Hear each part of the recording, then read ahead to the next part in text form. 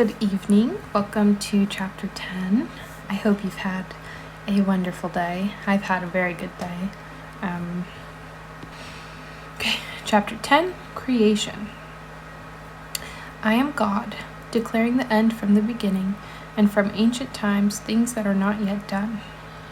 Creation is finished.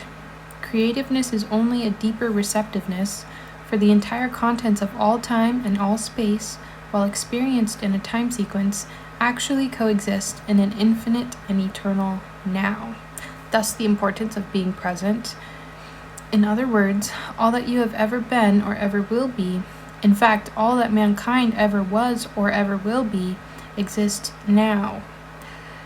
This is what is meant by creation, and the statement that creation is finished means nothing is ever to be created. It is only to be manifested. What is called creativeness is only becoming aware of what already is.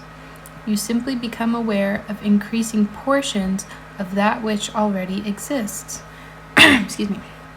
The fact that you can never be anything that you are not already, or experience anything not already existing, explains the experience of having an acute feeling of having heard before what is being said, or having met before the person being met for the first time, or having seen before a place or thing being seen for the first time.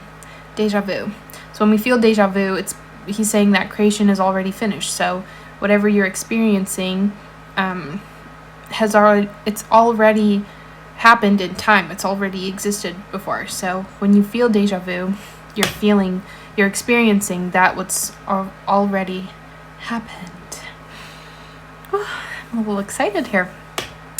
The whole of creation exists in you, and it is your destiny to become increasingly aware of its infinite wonders and to experience ever greater and grander portions of it. If creation is finished and all events are taking place now, the question that springs naturally to the mind is, what determines your time track? That is, what determines the events which you encounter? And the answer is your concept of yourself. Concepts determine the route that attention follows. Here is a good test to prove this fact. Assume the feeling of your wish fulfilled and observe the route that your attention follows. You will observe that as long as you remain faithful to your assumption, so long will your attention be confronted with images clearly related to that assumption. For example, if you assume that you have a wonderful business, you will notice how in your imagination your attention is focused on incident after incident relating to that assumption. Friends congratulate you, tell you how lucky you are. Others are envious and critical. From there, your attention goes to larger offices, bigger bank balances, and many other similarly related events. Persistence in this assumption will result in actually experiencing, in fact, that which you assumed. The same is true regarding any concept. If your concept of yourself is that you are a failure, you would encounter in your imagination a whole series of incidents in conformance to that concept. Thus, it is clearly seen how you, by your concept of yourself, determine your present, that is, the particular portion of creation which you now experience, and your future, that is, the particular portion of creation which you will experience. So all of your concepts of yourself are what have brought you to where you are now. And all the concepts that you have of yourself now are what you're going to experience in the future. So all of creation is finished. Everything that has happened, right? And everything that will happen has already been created. Because creation is already finished, whatever is going to be manifested, it's already finished.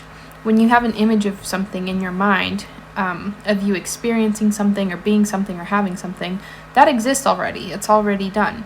When you manifest it, you're only bringing that into the now, into the moment that you exist in, which is why it's important to hold that feeling in your mind and in your body of being what you want to be and having, whatever it is that you're trying to bring about. It's only just bringing that to the present moment, which is why it's important to be present and be conscious of what you're feeling and what you're thinking at every given moment, because it's your job to bring that creation to manifest to right now. So you are creating your future with the concepts that you are holding of yourself right now. So the longer you hold those concepts and those feelings, you're able to imagine you're able to follow those. The longer you hold them in your mind, the more that he says your attention will be confronted with images clearly related to that assumption. You're literally creating your own future. It's created already, but you're going to bring it to manifest when you hold it in your mind and assume it to be true. And that's it for this chapter. Pretty short and sweet, straight to the point.